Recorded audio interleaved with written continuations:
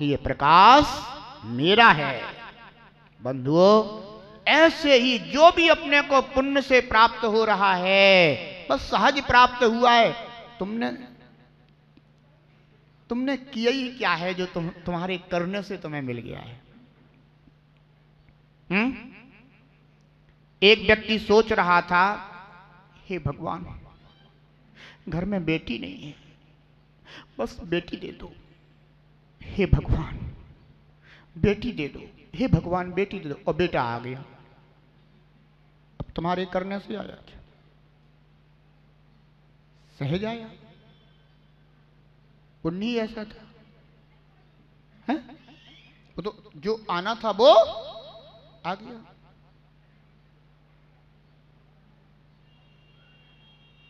ध्यान रखना, जैसे अपने चाहने से बेटा बेटी नहीं मिलते, जब जिसका जैसा योग होता है, सुयोग होता है, संयोग होता है, तब वैसा प्राप्त हो जाता है। उनके प्रति अब अपने जो कर्तव्य, हम कर्तव्य निर्वाह कर रहे हैं, दायित्व निर्वाह कर रहे हैं, सब कुछ कर रहे हैं, तो भी ये तो घर का प्रकाश है। क्या है ये हमारे घर का प्रकाश है। और मैं घर के प्रकाश का यथायोग्य उपयोग भी कर रहा हूं, तो भी ये भी मेरा नहीं। बंधुओं, इसे कहते हैं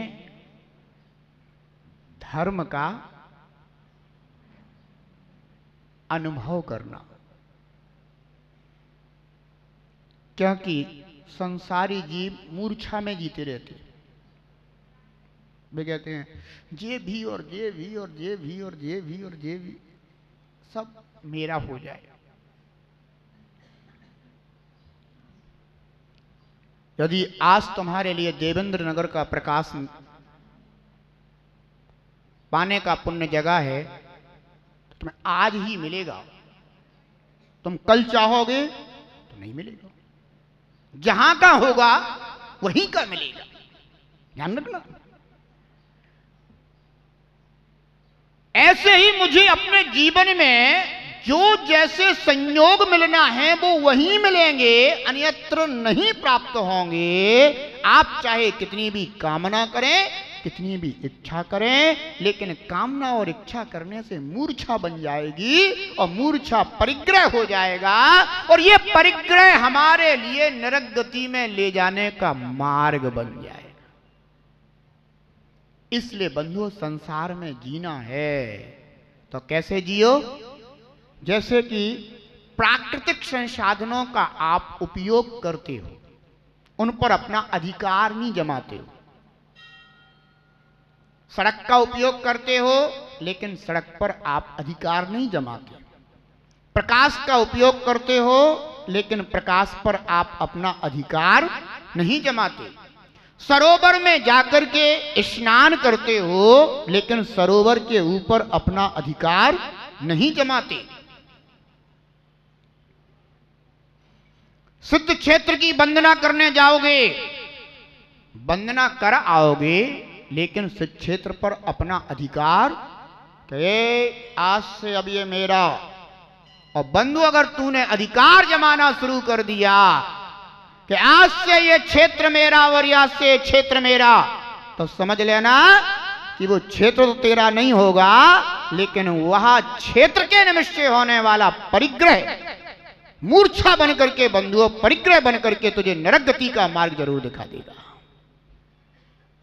ध्यान रखना। बहुत से आज वर्तमान में साधु जन हैं, जिन्हें अपन क्या कहते हैं, हमारे परम पूज्य। और बंधुओं, वे क्षेत्र पर अपना अपना स्वामित्व जमाए बैठे, अधिकार जमाए बैठे। ये क्षेत्र मेरा है। अब बतलाओ, जब घर तुम्हारा नहीं हुआ, घर क्यों छोड़ा? घर का परित्याग क्यों किया भाई? क्योंकि उस समय ये बात अनुभव में आई कि ये घर मेरा नहीं है, कभी हो नहीं सकता मेरा, इसलिए मैंने घर का परित्याग कर दिया है।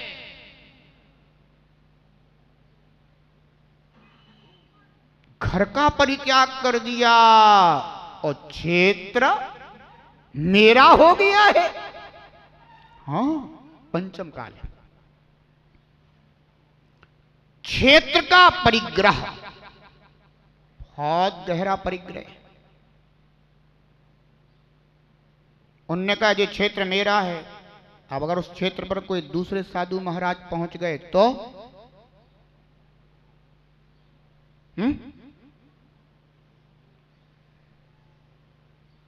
तो क्या होगा? अरे वो कैसे आ गए, वो उनका थोड़ी ना है, वो तो मेरा है। कमेटी को तुरंत बंधुओं पूरे संदेश प्रसारित हो जाएंगे कि सुनो, ज्यादा ध्यान मत रखना, ज्यादा आओ भगत मत करना, बस आए हैं तो दर्शन करें, आहार कराइए और विहार कराइए। वाह, क्या साधुपना प्राप्त किया। एक क्षेत्र के परिग्रह ने बंधुओं रत्नत्रय के प्रति द्वेष पैदा कर दिया, रत्नत्रय धारी के प्रति द्वेष पैदा कर दिया। किसने? एक क्षेत्र के परिग्रह, जबकि वो क्षेत्र कभी किसी का नहीं होगा, लेकिन परिग्रह को पैदा करने में कारण बन गया। अहो अज्ञानियों, इस संसार में एक परमाणु भी तेरा होने वाला नहीं है। अरे सिद्ध क्षेत्र अक्षय क्षेत्र तो छोड़ दे, तूने जन्म जब से प्राप्त किया है, यानी तूने जब से जन्म लिया है तब से तुझे ये शरीर मिला है, इस शरीर का भी परमाणु तेरा होने वाला नहीं है, फिर उस क्षेत्र पर तू क्या अधिकार जमा पाएगा? इसलिए बंधुओं, अगर तुम लोग भी कभी किसी क्षेत्र के दर्शन करने पहुंच जाओ तो ये मत कह देना कि ये क्षेत्र मेरा है। बंधुओं, कभी नहीं हो सकता। बस दर्शन करो, उपयोग करो, कहीं कोई बाधा नहीं है। क्या? उपयोग करो, दर्शन करो, कोई बाधा नहीं। और तुमने कह दिया कि ये मेरा, समझो कि अब बाधा शुरू। किसी ने जिन मंदिर में जिनेंद्र भगवान की प्रतिमा को स्थापित किया है, ठीक है ना, अब वह प्रतिमा क्या हो गई? जब तक जयपुर से आई थी, जब तक तुम्हारे हाथ में थी, तब तक तो तुम कहते थे कि मेरी। और जैसे उनकी पंच कल्याणक प्रतिष्ठा होकर के वो वेदिका में विराजमान हो गए, अब वो कौन हो गए? अब वो भगवान हो गए। और तुम आकर के कहो ये भगवान मेरे। ध्यान रखना, आपको जिनकी सेवा करनी आप उनकी सेवा कीजिए, बाकी ये भगवान मेरे हैं, इनकी सेवा तो मैं ही करूंगा, कोई दूसरा हाथ भी मत लगा देना। वाह, भगवान के तुम बड़े भक्त हो, तुम्हारे जैसा भक्त कोई दिखाई नहीं दे रहा।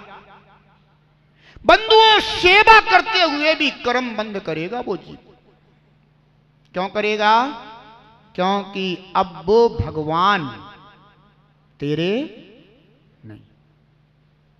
हां, तू पूजा कर, अभिषेक कर, आराधना कर, भक्ति कर, गुणगान कर, आरती कर, सब कुछ तू कर, लेकिन अब वो तेरे नहीं है।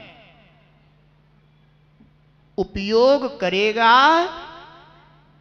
तो कल्याण होगा, और तेरा मेरा करेगा तो अहित होगा, अकल्याण होगा, संसार बढ़ेगा। इसलिए बंधुओं, क्षेत्र पर जाओ दर्शन करो, मंदिर जाओ दर्शन करो, साधु के पास जाओ दर्शन करो, लेकिन किसी साधु को ये मत कह देना कि ये साधु महाराज मेरे हैं। माने ये साधु महाराज तेरे तो अन्य साधु महाराज किसके होंगे? किसी के, हमें कोई मतलब नहीं है उनसे। इसका तात्पर्य हुआ कि तू भक्त नहीं है, श्रद्धा नहीं है तेरे अंदर, तू अभी धर्म को नहीं समझता है, तूने यहां पर आकर के भी मोह पैदा किया है, भक्ति पैदा नहीं करी। अनेकों बंधुओं आज वर्तमान में ऐसे लोग देखे जा सकते हैं, वो कहेंगे हमारे तो जय महाराज हैं भैया। इसका तात्पर्य क्या हो गया कि तूने भक्ति पैदा ना करके अपने अंदर मूढ़ता पैदा कर ली है, और इस मूढ़ता के कारण तू अपना भला नहीं करेगा, अहित ही करेगा। अच्छा एक बात बताओ, आदिनाथ भगवान तुम्हारे के, अजितनाथ भगवान तुम्हारे की, शंभवनाथ तुम्हारे की, अभिनंदन तुम्हारे, महावीर तुम्हारे की, पारसनाथ तुम्हारे, कौन से भगवान तुम्हारे हैं? कौन से? बोलो। अगर तुमने कह दिया कि ये भगवान हमारे, ये तीर्थंकर हमारे, तो शेष तीर्थंकर से प्राप्त होने वाला पुण्य तुम्हारा घट गया। और तुमने कह दिया तीर्थंकर भगवान हमारे, माने सब तीर्थंकरों से मिलने वाला पुण्य तुम्हारे लिए प्राप्त हो रहा। आप लोग सच्चे देव शास्त्र गुरु की पूजन करते हो? जिस समय आप सच्चे देव की पूजन करते हो उस समय तुम्हारे लिए जितने भी अनंतानंत सच्चे देव हो चुके हैं, उन सब की आराधना होने से सबका पुण्य तुम्हें प्राप्त होता है। होता कि नहीं होता? सच्ची जनवाणी का पुण्य तुम्हें प्राप्त होता है, और सच्चे गुरु की आराधना करते हो तो वो भी पुण्य तुम्हें प्राप्त होता है। कितने मुनराज होते हैं? 3 कम 9 करोड़। 3 कम 9 करोड़ मुनराज हैं। पक्की है बात कि नहीं है? बहुत अच्छी बात है। और अगर तुमने कह दिया हमारे तो जय महाराज है, इनके अलावा और कोई नहीं है हमारे, तो अब ये बताओ कि 3 कम 9 करोड़ मुनराजों में से अब तुम्हारे कितने रह गए और कितने तुम्हारे से छूट गए? बोलो।